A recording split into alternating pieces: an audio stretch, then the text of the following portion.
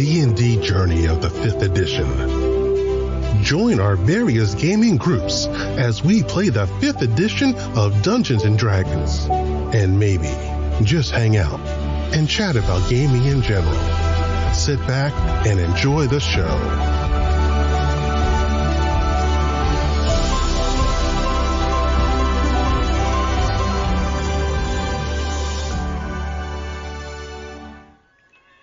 Hi, this is Kelly, aka Trixie from Ragnarok and Roll, assigned to Ragnarok Story, and Tilda Wimblewick from D&D Journey of the 5th Edition. First off, I would just like to say thank you to everyone for listening to our varied adventures, as well as for rating us on iTunes and RPGpodcast.com.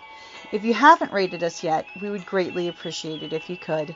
And if you're looking for more ways to support our efforts, we are now on Patreon, a great site where you can help us continue making more podcasts, as well as some special surprises for our patrons. If you can, please look us up at www.patreon.com/cppn. Every little bit helps. And again, thank you for listening. Hey guys, Jim here, and Kelly. Doing a quick impromptu touch on Strixhaven University and the new D&D book that's out. You mean Harry Potter for D&D? Well, it's Harry Potter for magic and then imported into D&D. But yeah, totally. Strixhaven, a curriculum of chaos.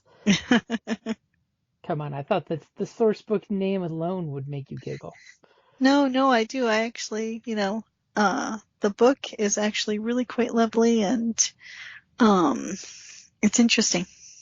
Yeah, it's definitely an interesting new take on Dungeons and Dragons. Mm-hmm. I have to admit, there's some stuff I was hoping that didn't get in the book. There's some stuff, a lot of stuff that's interesting that I didn't know about that made it into the book. I do have to say I've only seen it for less than 24 hours, but it is interesting. I mean, what's the total page count on that book? Including all the well, there's a big map in the back, but it would be 224, but then there's a big map. 224. So I think that might be a little light on page count, but that's just my opinion. I like big, beefy books. What can I say? I'm used to lugging around all the GM's books, so I'm used to it being a little thicker. Because I'm just going to whip out here the Wild Beyond the Witchlight book, and that was coming in at like 246, 248-ish. But then again, that's just me being a stickler wanting more dead trees between the covers. So I do have to agree with your original assessment there that it is a very pretty book. There's lots and lots of good looking art inside there. Oh yeah, I mean, it's lovely. And of course, it is the Magic the Gathering. As I die. It is the Magic the Gathering setting, the newest one, Strixhaven, that's been brought over to D&D in a very interesting reinterpretation, which I do like. In my opinion, I definitely think the book leads to a Megaverse level Harry Potter. Because, you can totally have magic users imported from all across the multiverse. So you can have all kinds of different students arriving.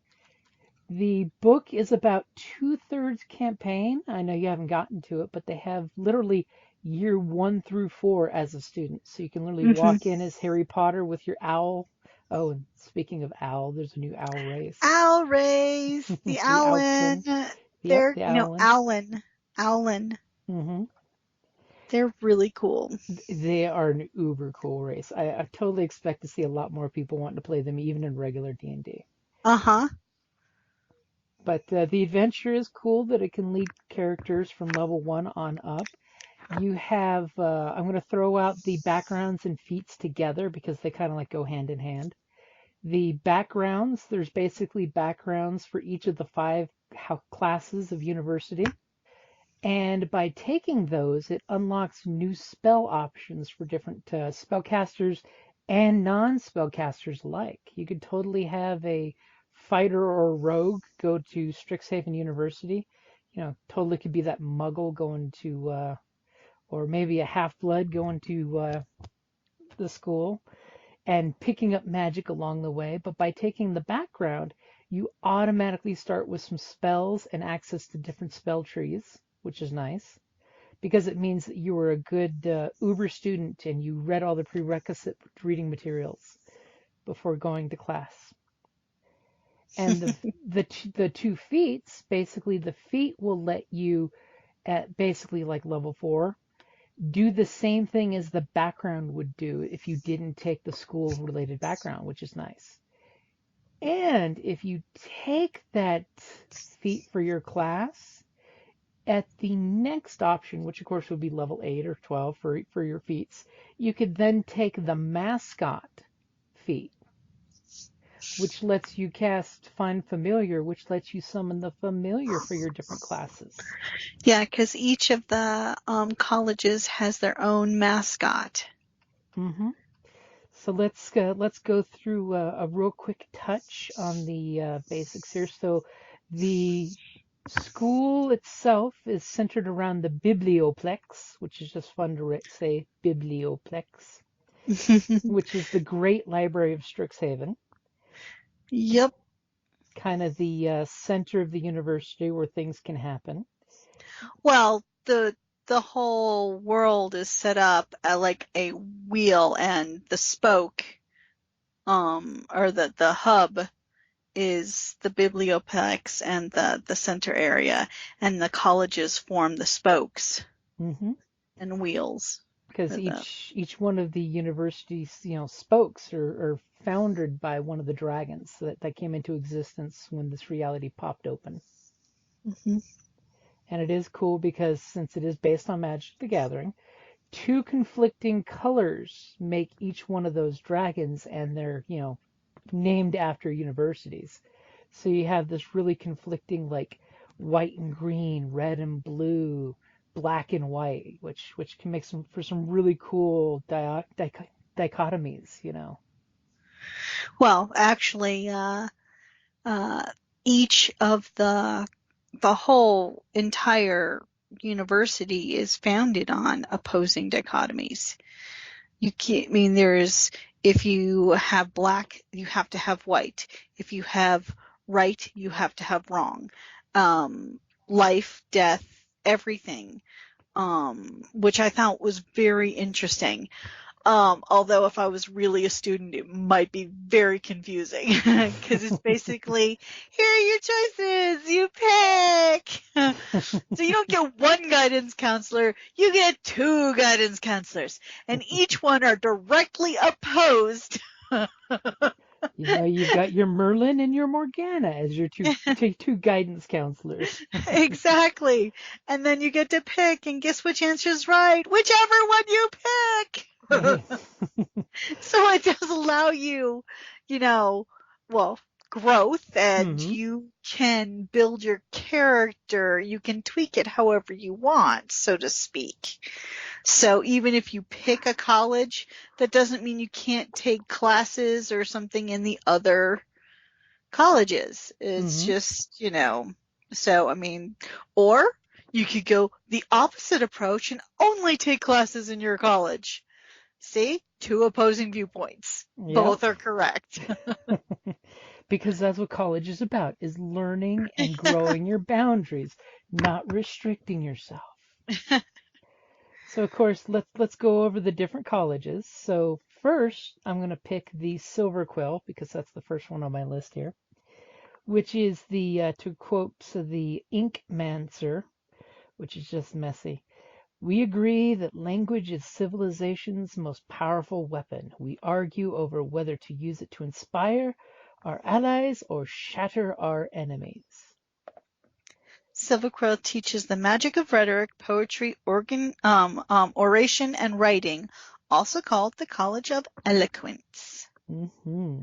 Which, of course, the dichotomy of Silverquill is, for your magic users out there, the white deck and the black deck, which is like a really powerful combination in Magic. I'm just going to throw that one out there. Okay. And of course, I will throw out a location on the college is the Grand Loft Hall. The main Silverquill building is the Grand Loft, a vast train station-like space with shafts of light streaking in from the enchanted window panes far above. Grand Loft is filled with balconies, lodges, booths, dioceses, and other spaces where orators can perform their craft. Inklings flirt around the high windowed ceiling, and enchanted spotlights automatically focus on any mage who's using a powerful magic. And the Inklings are basically the house mascots. I thought I had an inkling you'd jump in with that. So one thing is the Silverquill sometimes use magic to create flying creatures called Inklings. These living inky voids can serve as helpers and pets. As basically they literally look like big ink spots, or they take physical shape, or they stay very, very inky.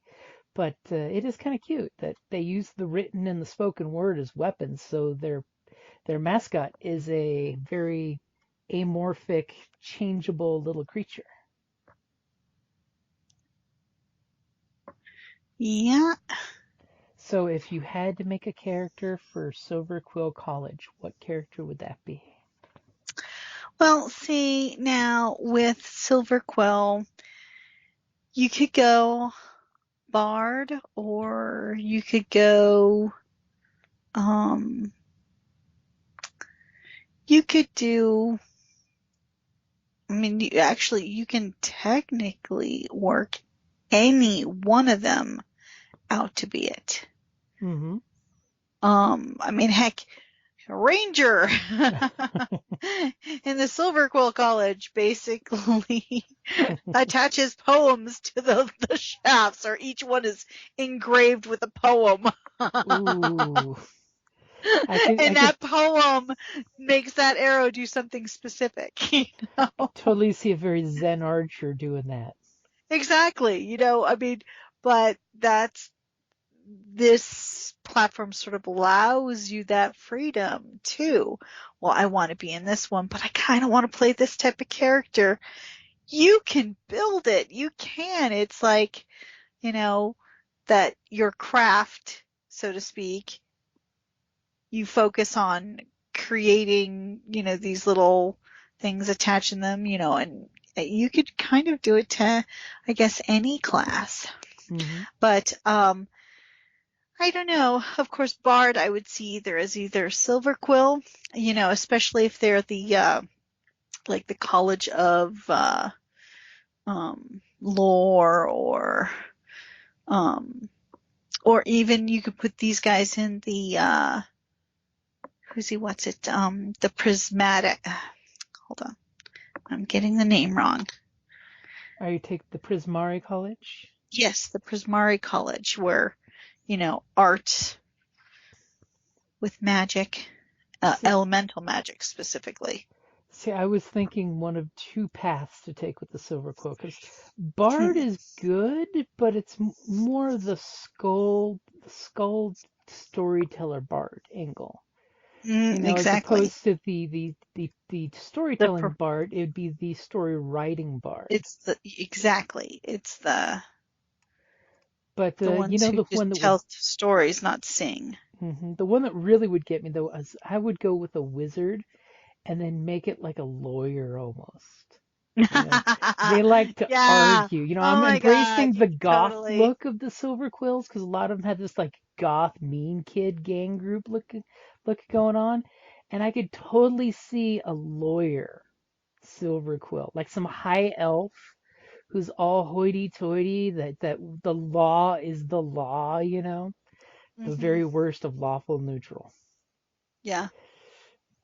I am the law. But that would be my pick, would be a wizard who uses, you know, knowledge and the law as a weapon. Yeah, that's a good one. So, of course, you did touch on the one that I think would be perfect for bards, which is the Prismari College. The Prismari. I see them as the sex, drugs, and rock and roll class. So, yeah, the liberal arts degree, the fine arts degree. Mm-hmm. So for their little quote, we get we agree that art is the truest form of spellcraft, that expressing oneself beautifully is the true purpose of magic. But we disagree on methods. Some of us hone our technique over years of practice. Others of us scream out of pent-up emotion. And that's, of course, a quote from one of the Prismari professors. Prismari uses the elements to practice the arts, also called the College of Elemental Arts. So when you say, hey, you're on fire, they really are. And of course, from the magic perspective, this is the blue and red deck, which is a dangerous combination. Lots of enchanting and spell casting with a lot of explosive and very distinct opinions, amongst the reds. And I will throw out their location is the Conjurot Hall, Conjurot, a towering structure with a glassed-in observation area at the top, encircled by constantly changing strands of elemental energy. Artist mages can see for miles from the Conjurot's main turret, and the view has inspired many artistic creations. And of course, the picture shows these wizardly towers with just pure red and blue elemental energy swirling around it. Well, I mean, come on, parts of the college area, one of them is called Furygale. I mean, that, it says volumes. I mean, that's the great curator hall of all the abandoned creations. So speaking of their creations, they have the mascots, which are the craziest of them all, I think. The elementals. I don't know, the fractals are weird. Fractals are weird, but elementals are weirder. Because the elemental creatures are forms of living art. They sculpt artistic shells from a fusion of raw elements, then conjure living elemental energy to inhabit those shells. The result is a powerful creature capable of expressing sublime emotions and wreaking wanton destruction. The inner core of a Prismari elemental might be churning fire, wind, ice, water, lava, or solid rock. Sounds like a dangerous pet, I'm just saying. You live at a school, right? Depends on how you use them. But I could, for me, I'll totally throw out I was thinking Prismari and Bard all the way. Yeah, definitely. You totally get that sex, drugs, and rock and roll of heat and emotion and lightning and sound, But see, now, that I was thinking of that my next character would be, if I were to create one for a campaign, if it was in, and I think it would actually fit into this campaign, into this world. Perfectly. Yeah, so I was thinking, and I would think that it would be a Prismari. Mm-hmm. You didn't say what the character was, though. No, I'm about to. Okay, so it's a monk, because I have never played a monk. Mm-hmm. All right? But it's a Genasi fire half-orc whose passion is cooking, and her weapon of choice is a frying pan. Who knew? I think that you could do because the culinary arts, I mean, the fact that fire, is used to cook. I'm thinking of calling her Ambrosia. Or him, I could, but, I think that you could definitely put them into the, because of course they're, a Genasi, so elements are their thing. And cooking requires at least a few of those elements. You need fire, you need typically water, It's all about the artistic combination of. Exactly, you need, so it would totally fit into this, and then you could open a restaurant called Hell's Kitchen. No. What? It's hell with one L, but more fire. No, Hell is my other character. And of course, for me, like I said, totally barred all the way, popping off with the elemental magic. Wouldn't be like married to any one race, I don't think, because it would like half No, elf would probably work, excuse me. because that way you've got that pulls from Well, both sides of the just like with you your. know, I'm fond of half elf bards. I am. Hmm. Although I very much love my changeling bard. Um, but yeah, it's pretty much. I mean, there's Hmm. none of these have racial restrictions. I mean, Hmm. you can do any of it. And the nice thing is, you see in the book when you go through the pages that they have got races from every D&D setting out there. I mean, Hmm. including like you've got a couple from Ravnica, that you see pop up from time to time in there. So the next college is the one I know you have a thing for, which is Witherbloom. That surprised me when you said that that was one of your favorites. Well, yeah, it was like because the two opposing factions that their house is based on is life and death. Hmm. So of course I do like playing clerics. So I'm like a cleric from the Witherbloom would be kind of cool. Hmm. I mean, because the Witherbloom harnesses the forces of life and death, also called the College of Essence Studies. So if you did a cleric or even a druid, you know, I mean, would be good at that. I think Hmm. it gives you, I guess you could see it's more spiritual as opposed to divine, Hmm. but even the divine would count. Yeah. So, For Witherbloom, their little quote is from their professor of blood studies: "Within all life dwells a living essence, and this essence is the key to the most powerful magic imaginable. Do we use that essence to preserve the natural world, or devote life's power to our own mighty ends?" It's like he's totally trying to either create the world's greatest druid, trying to keep balance in the world, or the worst blight possible. And of course, Witherbloom is. but then again, both choices are correct. Not So, necessarily maybe encouraged for certain things, but hey, you do you.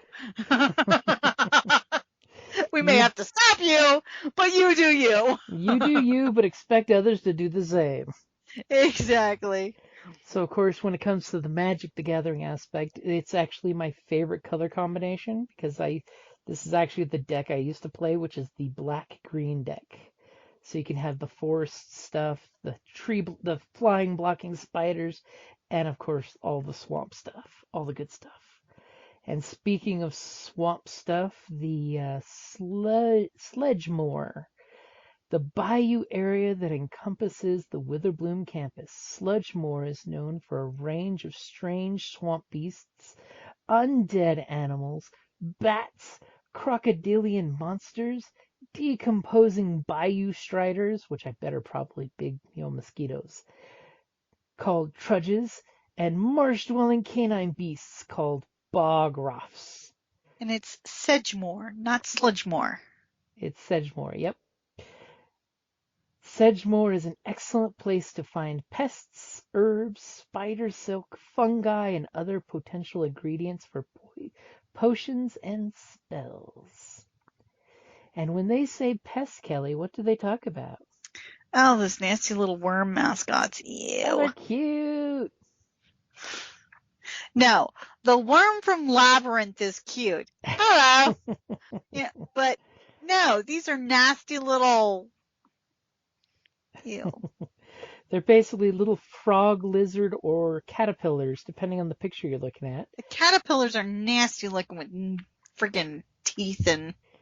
Nasty, bitey teeth and spines that keep them from being eaten. And apparently, I've yet to really get into it because I didn't notice in the monster stats it didn't say anything about it. But members of their school have a habit of turning those little pests into actual magic energy.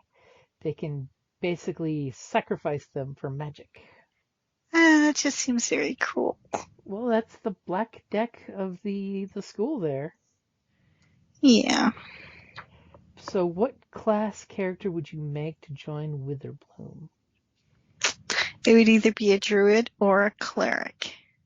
Cleric of the Grave would be good. Ooh, that would be a good one. See, I Yeah. already had my pick of what college Cleric of the Grave would be for me, but that's a different one than you. But see, then you could have crossover with the lore, what is it? The next Lorehold? college we're talking about? Yes. Yeah, because it's talking to the dead and stuff is, Mm-hmm. So you So could go with Cleric for Grave for that too.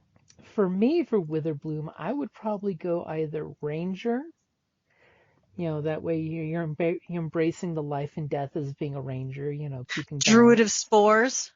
Or a Druid of Spores was my choice, because I think Yeah. that would be an amazing combination for Druid of Spores.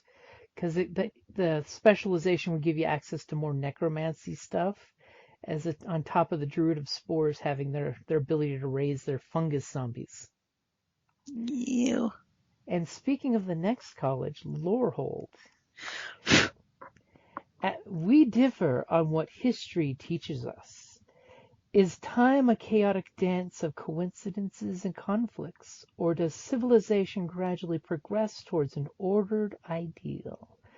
But we agree that the past holds the answer to every question, so we must revive it and discover its truths. Lorehold explores the past and preserves its lessons for future generations, also called the College of Archaeomancy. I just like archaeomancy. Your brain doesn't want to pronounce it when you first see the word. Yeah. So Lorehold is, of course, the combination of red and white, so it's very, very spiritual and powerful. I love some of the artwork in the book for that, where they got the persons holding the scrolls like Gatling guns. I think they're called the scroll bashers or the tome wielders. Hold on. Scroll bashers and tomb wielders use history in a pretty literal way by summoning magic directly from the characters scrawled on the pages or by bashing fools with heavy blocks. I mean, yeah, they have some warrior. They got some chutzpah there. As Pillar Drop, a series of historical buildings excavated directly out of sheer perpendicular cliffs, now used for research, classwork, and housing. Travelers walk along treacherous bridges from one neighborhood of Pillar Drop to another, often passing directly by enormous stone faces of ancient excavated statues. I mean, you totally know, what kind of character I would make for this class. I mean, I'm just saying. Dun dun dun dun dun dun dun dun dun dun dun. No, sorry. Hey, it would totally either be Indiana Jones or the guy from the librarian, not the librarians. The first librarian we see. Mm-hmm. From the TV show, who's Yeah. like total fanboy on everything historic. Yeah. And of course, they have the strangest mascot of them all, in my opinion. And what would that be? That would be the spirit statues. Lorehold mages supplement their study of history by calling the spirits of ancient dead, while dust speakers and past raisers conjure spirits and interview them for knowledge of the past. Battle mediums and other Lorehold mages sometimes draw on magical powers of those spirits, or turn them into hardy soldiers by housing the spirits in statues depicting their living selves. I would totally make a Cleric of the Dead Lorehold college student. That would be kind of cool. Because what kind of cool archaeologist, we're talking like the tactical archaeologist here, would be cooler than actually getting to speak with the ghost to get the knowledge right. Yeah, I mean, and they have the battle mediums, strengthening summoned spirits for use in battle. And it's true when they get to the level where they can have a mascot as a pet, it actually can fight for them and defend them, which as a caster type class, I mean, granted, not so much for a cleric of the grave, because you totally are pretty good at fighting as a cleric of the grave, but it's nice to have that sidekick to take a beating for you. Hmm. Yeah, but I mean, if you're a cleric of the grave and you have like Past Razor, Mm-hmm. as your binding spirits to them, I mean, you can, or the Death Speaker is just converses with spirits to learn their stories and stuff. So you could do a whole combination of stuff. Mm-hmm. And another class that I thought would be interesting, it would be bizarre but interesting, a barbarian of the ancients path, where your ancient spirits rise up to protect you as a barbarian. That Hmm. could be interesting too. Yeah, like a totem kind of Mm-hmm. ancestral. Think filial piety, where they ancestor worship. You have the, you know, Mm-hmm. where they have a direct, that you could totally do something along those lines. You know, So what about you? What would you make for that college? for that college, yeah, I Mm-hmm. was. That's why I said cleric of the grave. Mm-hmm. It just fits too It's perfectly in it. it's yeah, it's kind of like made for it. And of course, they've got some cool pictures for their group. Giant scrolls that they carry with them and things. So our next college is the Quandrix College. That's the one you don't like because it's too organized. Yeah. It's math.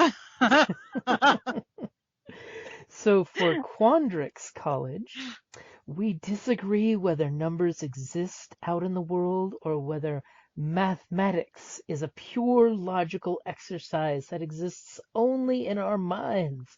But we agree that we're the only ones who study the true fundamental forces of reality. And of course, that's the Quandrix Dean of Theories quote, which is very dangerous. Quandrix focuses on the mathematics of nature, also called the College of Numerancy. Numeroancy. It hurts your brain to say it, I It know. does. Well, math was always one of my more difficult subjects, and I was an art major for a reason. Hey, I took more math than was necessary.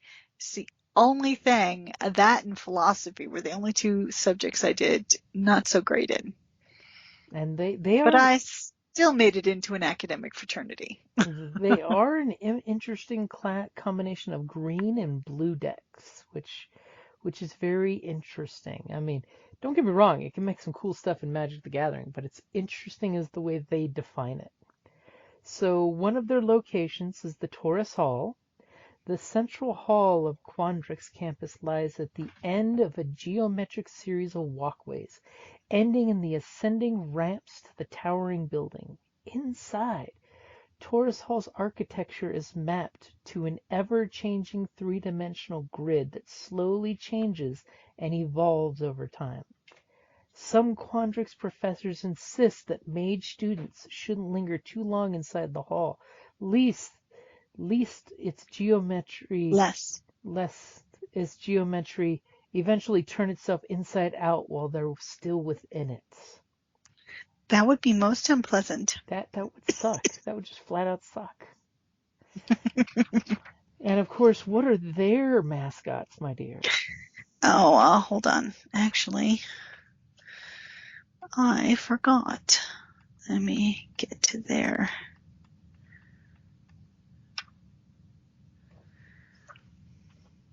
Sorry, I'm trying to get to that page. Here we go. See what happens when you have the book in your office? Well, I was trying to read it between different, the fractal. The Fractals. So their pets are abstract replicants of patterns of nature. So they create fractals that basically look like shards that look like a creature. So of course, like a green deck, you can have lots of different creatures.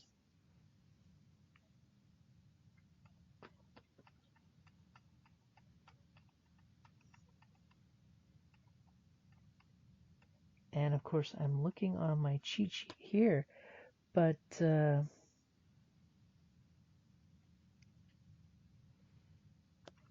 I think I'm missing something. What? Isn't there a... Oh, no, I'm not missing something.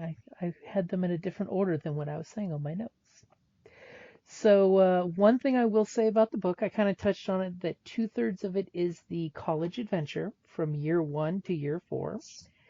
As a first-year student, you don't pick a college yet, which is interesting. So, of course, you can totally buy the get the background as a starting character of you were prepped for one of the classes, whether you went to that one or not. But your second year is when you get to pick your college. And so the adventure basically is a huge arcing story of all 4 years, so you get that Harry Potter experience. Well, it also allows, because of course the way it's set up, where all the first years who are not assigned to a college, basically taking general studies, live in the center, around the biblioplex, in the hall, the dorms that they have there. Mm-hmm. And by that, it gives you the opportunity that, just because that way you can have a party of all different Mm-hmm. college the colleges. So you could have somebody from the Quandrix paired with maybe 2 of the Witherbloom, and then let's throw in one of the a couple of the others. Mm-hmm. So because you're socializing with people, not just in a specific college, and you're not restricted to, once you do select a college, you're not restricted to only taking studies there or only being at that college. You have the freedom to do classes in any of the colleges. So thereby you get to learn how to apply different things. You can take a little from, Witherbloom. You could take a little from Quandrix. You can take a little from the Silverquill.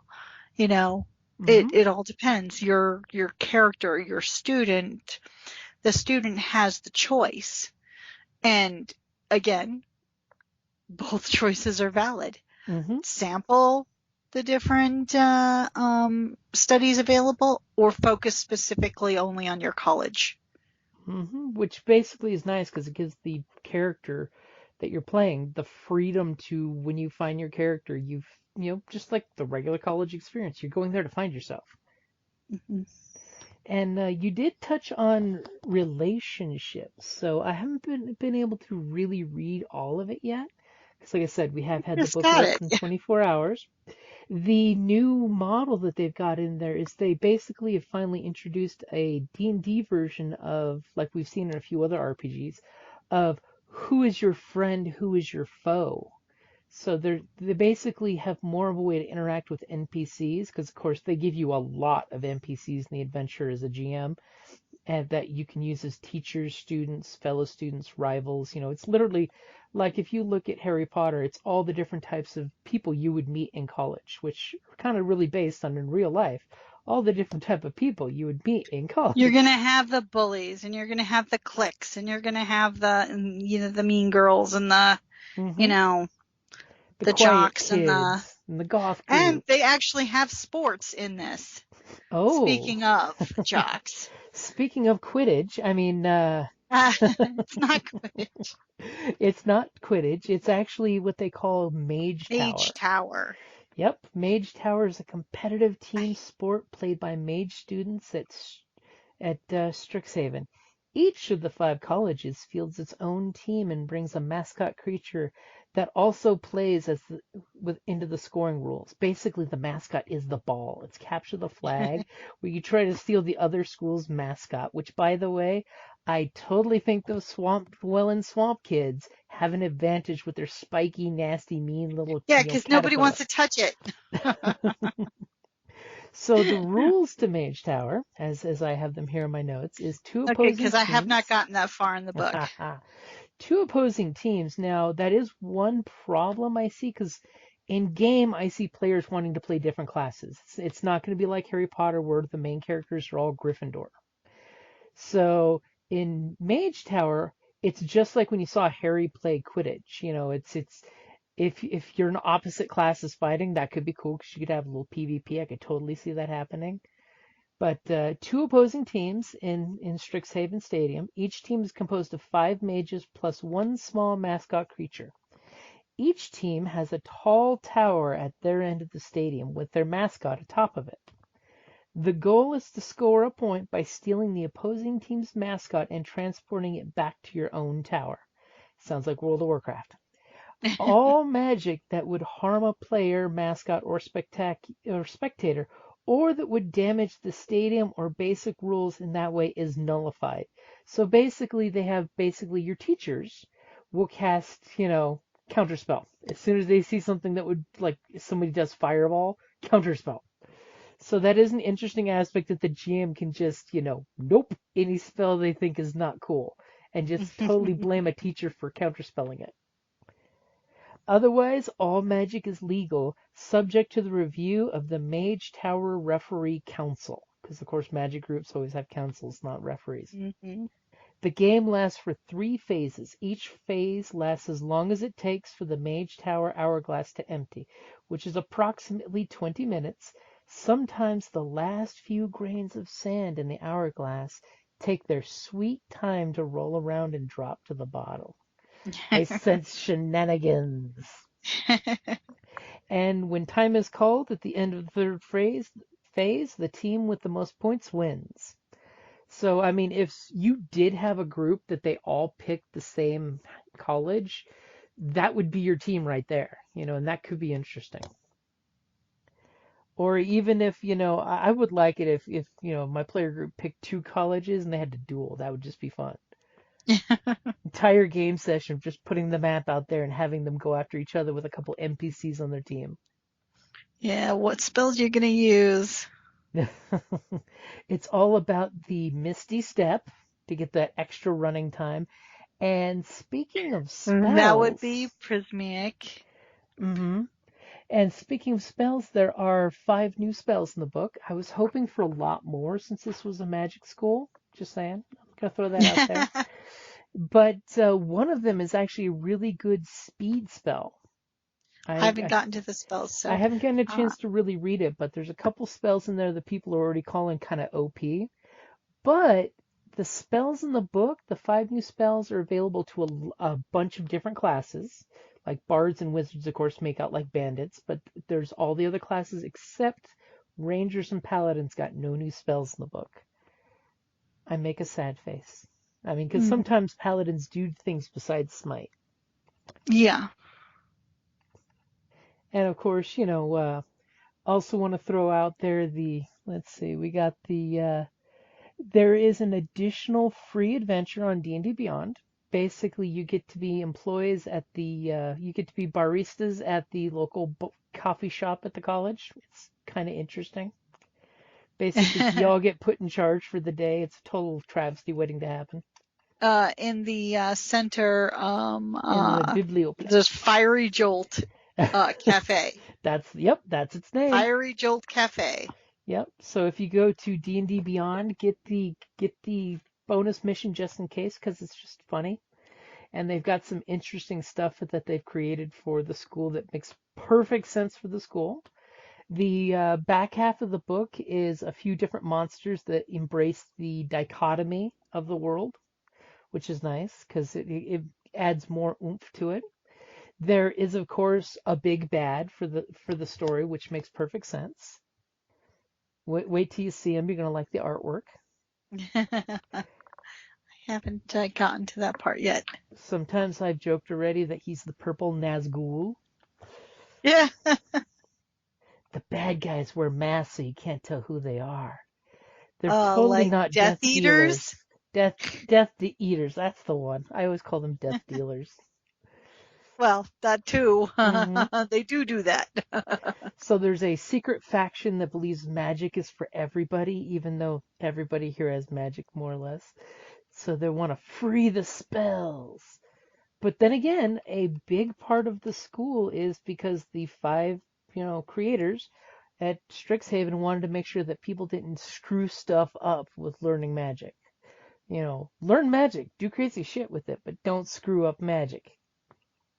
Yep. You can totally That tell they is just don't want people breaking magic.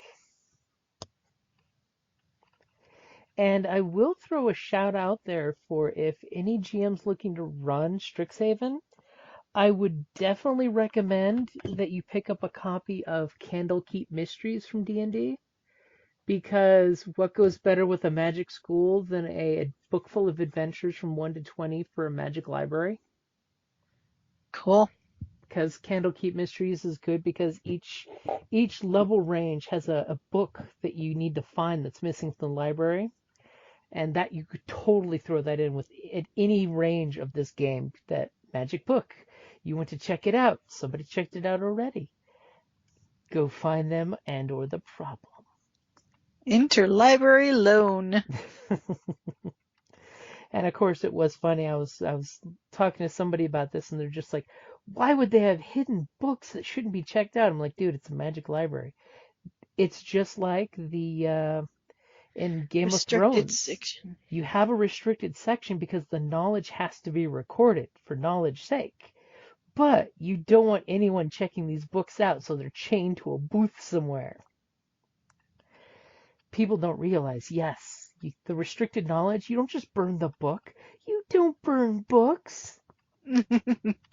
That's just unacceptable. It's true. It's so true. And like I said, if you are interested in magic, I mean, you will definitely like this book. As Kelly and I have joked, it has definitely got a Harry Potter, but as I've actually already tried selling some friends on this book, you know what else this book feels like? Magicians. Oh, okay. Because it's got that cool college dorm feel, I could totally typecast every one of the major cool characters, the cool kids from Magicians, as different colleges for this. Yeah, I can see that. Our favorite. And they had specialties, but they could still. Like our favorite blonde magic mathematician, she would totally be in Quandrix.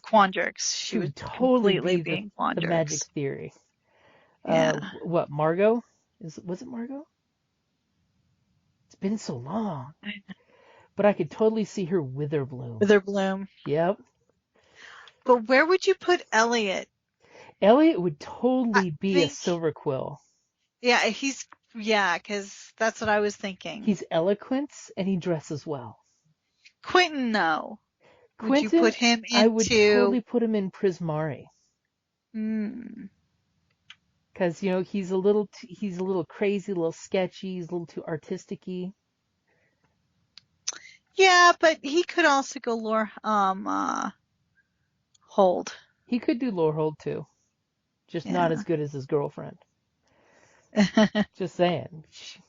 She was totally... I would see her more Quandrix, though. Yeah, she was Quandrix, because she knew the math of magic. Yeah. But, I was totally thinking, magicians. But, I know, I'm trying to remember the names. It's been so long since the show ended. I know. And then there was the guy who could move, who could teleport. Oh, the Traveler, yeah. Yeah, because his type was a Traveler. He kind of leads to what I was going to joke about the Planeswalker. Because, of course, the whole point of this is Planeswalkers, which are magicians that can go from dimension to dimension,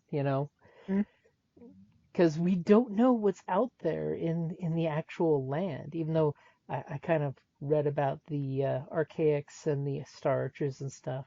And the Snarls. The Snarls are an interesting concept. The entire university, as I understand it, is built at the basically in the center base of the bibliotheques, which is the center of the entire university. There's a snarl. There's a magic snarl. And that's, And snarls are, of course, mana flows through all the plane of Arcavios. But in certain sites, the mana becomes knotted and tainted. At these places, magic and spells can be at their most powerful and at their most dangerous. These places are known as snarls. According to the Archaics, the snarls are places where two conflicting sources of antagonistic mana overlap together at the birth of the plane. Because, of course, the dragon professors were created when this plane kind of big banged itself together. And they Yeah. look like horrible tornadoes where, say, air and earth are running into each other and exploding and conflicting. And it's going to be interesting to see in the book if they talk about how that actually affects, magic. I know it boosts, but does it just do something cool? Like in Rifts with ley lines and nexuses. What kind of boon do you get out of that? And of course, the book does do a quick breakdown of the rest of the vast lands, that are outside of Strixhaven. And there's of course, a mysterious continent to the south that they don't talk about, which is cool because that's totally GM ammunition there. Well, it definitely, the entire setting leaves everything open for creativity. Which is super awesome because it's like you don't feel pegged down, but you have more than enough information to throw out there at your players to get the ball rolling. You can choose to fill in the details, or you can leave the details vague and fluid because they're students. Part of the question is, and as good GMing goes, in my opinion, is the answer that you're looking for is why you're playing. Totally send your students on a field trip and the answer you run into is the answer, like a good professor. They dangle enough information and let them take the final few steps, because that's the difference between high school, or I should say lower education, and higher education. Lower education, it's rote. They want you to know exactly what it is and how to repeat it verbatim. Higher education, enough ammunition to get yourself in trouble, but to know when to ask for help. Maybe. Or your study group, because as a GM for an adventure group, I would totally aim my party think of it like a study group, which is funny because if you think about old D&D when it was first created, it was literally a group of friends in college playing a game.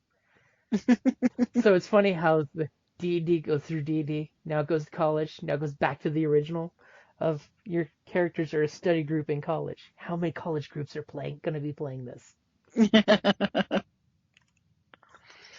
And I will throw one last little caveat because I followed Twitch and this did come up, that there was a little bit of controversy that Wizards of the Coast accidentally did not credit their cultural consultant in the Strixhaven book. Oh. They consulted them on cultural, diversity and make sure they didn't say any faux pas, but unfortunately they forgot to directly credit Tanya DePass in the book's credits. Oh. But of course, in Twitch, they've made a formal apology, and they promise that anyone who buys the electronic book, it's now been fixed, it's in there. So all of us who have that first edition book, it's a collector's item, I'm thinking. Yeah. Not necessarily for the right reasons. Not for the right reasons, but... So quick shout out to Tanya DePass for her work, with working to make sure that it's, culturally sensitive, which is good because, that's an important thing to make sure everyone is included and, no one feels insulted. But it was cute that their excuse for forgetting to put her in was the rush to get to class on time. Hey, deadlines are hard. I can understand that. But no, they are. Yep. I'm still sorely upset with myself for not making my deadline for work today, but it was unavoidable. My computer was not working. Yes, many people are having internet but issues. I just find it very personally, I feel unresolved. You have tomorrow to do it. There's always another day. No. But is there anything else you have to say for Strixhaven? I am just getting into the book, just going through. I want to specifically avoid the campaign sections. I appreciate that. But and I definitely want to spend a little more time perusing the Owlin, because of course, you know me. I'm always like, ooh, a new race. Let's see. And it has versatility, so that's nice too. Mm-hmm. So we'll have to see. I'm just so far I'm like, I think it's got a lot of great potential. Mm-hmm. I could definitely see Strixhaven as a book that, unlike a lot of the books out there for D&D, that both the GM and a player will enjoy if they buy it and have it. hmm I think you have to have a little more, be willing to take more accountability, the player, Mm-hmm. towards where you're going and what you want out of the adventure, as opposed to more standard D&D, or old school. Yeah. You have a lot more because, you know, you're guiding your character's future, Mm-hmm. but it's not like, let's just become murder hobos, Mm-hmm. or the traditional, okay, here's a dungeon full of things and stuff. There's nuances and levels that you can add to this that you don't, and scenarios that you don't typically get in more standard Mm-hmm. adventure. Yeah, I definitely So, agree. It's going to lead to higher levels of required role playing mhm. because you're basically going to be playing, I mean, and on GMs too. There's going to be expect to do a lot more NPCs, come up with a nice little hit list of different characters with pictures and some kind of character reference. Like I always like to do the whole pick a character from a movie and that's the one you want to try to emulate Mhm. because the whole point is going to be it's less kick in the door, kill the monster. It's go to class and what is the mission for the day? You know, this totally could be a archaeological dig site day. You have to go out. Uh, the, the Field the trip. the part of the megaverse that I like is that I could totally see Magic College sending you to a different dimension. Hey guys, this week's field trip is to Feywild.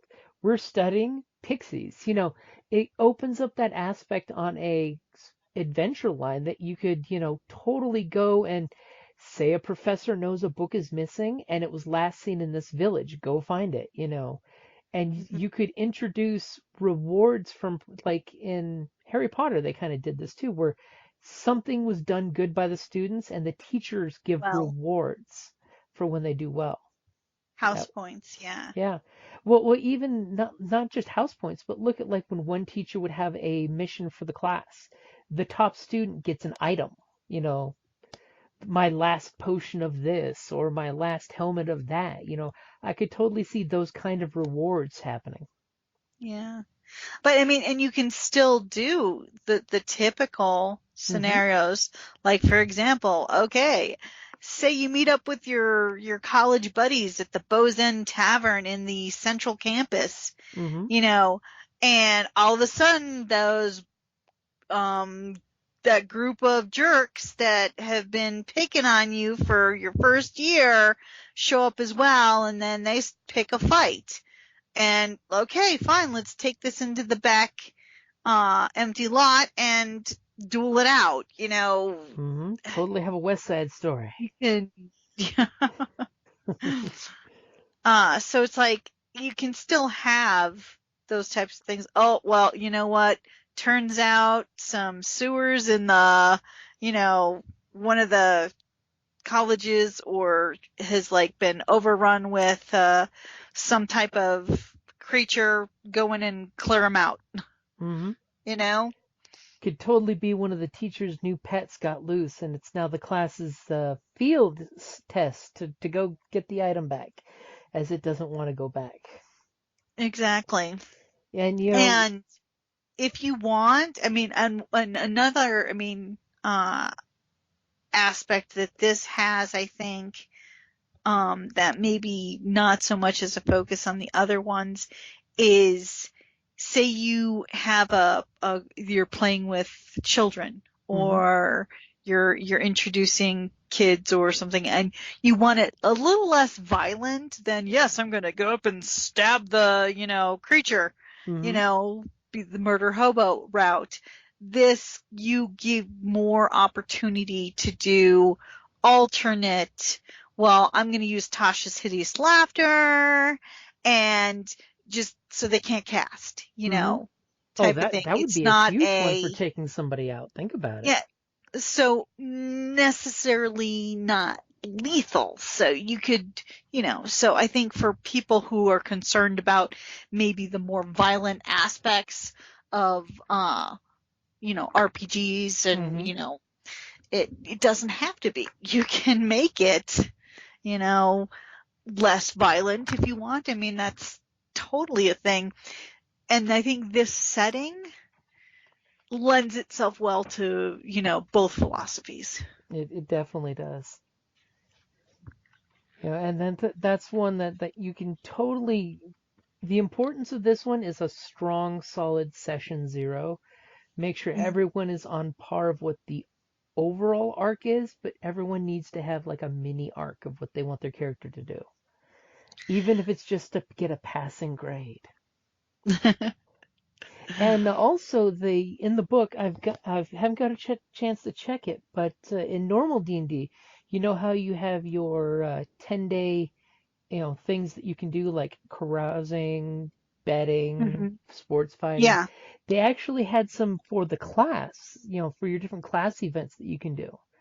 I got to read more into that to see what that gives you as the payout for it. But I thought that was interesting that they had those in there as well. Cool. And of course, here's a really, really dark option that's out there. Is the Secret Society of Bad Guys, the Auric, are mages who wield forbidden magic. You could totally have a player group of the bad guys. I'm just going to throw that out there. I don't think, you'd want to, because it would totally be an evil campaign, because they're known for using, stealthy assassinations, infiltration, blood rituals, that type of stuff. But that's totally an option out there. Yeah. Or what you could do is, if your players want to join them, is you give them the invite, but you don't actually give them any of the evil magic yet, things like that. String them along. Do like the Forbidden Shadow character who's recruiting them, but wants them to do their job first before they get their cool mask and all that good stuff. Earn the rights, so to speak. And another inspiration, if you're looking for it, is Buffy the College Years. That's another really good inspiration. Just saying. When I was reading through some of the actual adventure, I was totally thinking, oh yeah, there's some Buffy the College Years stuff, painted broad-strokedly in here. Totally some cool stuff. One thing I do find interesting on this one is there are trinkets specific to Yes, there are. The colleges, because a lot of people don't roll, like when we create and we do a session 0 and we create our characters, we always do the roll for trinket, and I'm sorry, it has turned out very beneficial in ways you wouldn't normally think. I mean, heck, I used one to convince somebody. It's just this little trinket that doesn't really do anything, but I tricked them into thinking that it was a lie detector. I mean, just different, can either create a meaning for the character but then that they have specific ones for the colleges. I think that's interesting. And there's players out there, they're going to want to collect those pins. They're going to want those pins. I wonder how long until real life somebody makes some of those pins. So I'm thinking we waxed on quite a bit for Strixhaven. Yes, we did. I already had a few players saying they want Strixhaven, but like I told them, we have to vote for 2022 what new D&D we're gonna do. But I'm thinking the School of Mages here is gonna be the story that probably happens for D&D. Just thinking. So unless you have anything else to add, I think it's time to say class dismissed. Do we have any homework? The homework is to finish the book and give it back to your husband so he can read it too. Okay. Alrighty, guys. Thank you for listening and have a great day. And if you get a chance, over on the Creative Plan podcast, we have some of the first panels from Tuscan 48 getting posted. They were actually posted a little earlier today. So if you get a chance, head on over there and check those out. And of course, I found a bunch of cool little Strixhaven videos for Magic the Gathering back in the day, like the one I showed you earlier. Oh, that was cute. I'm totally going to have to post those on the Facebook page. So make sure to check out the Creative Plan Podcast Network's Facebook page. Alrighty, guys. Like always, thank you for listening. And we will be back next week with the Goblins of Conquest. They're in serious trouble and they know it. So much trouble. Alrighty, guys. Later. Thank you for listening to D&D Journey of the 5th Edition, a member of the Creative Play and Podcast Network. Please follow us on Patreon at patreon.com/CPPN to never miss a show or stream.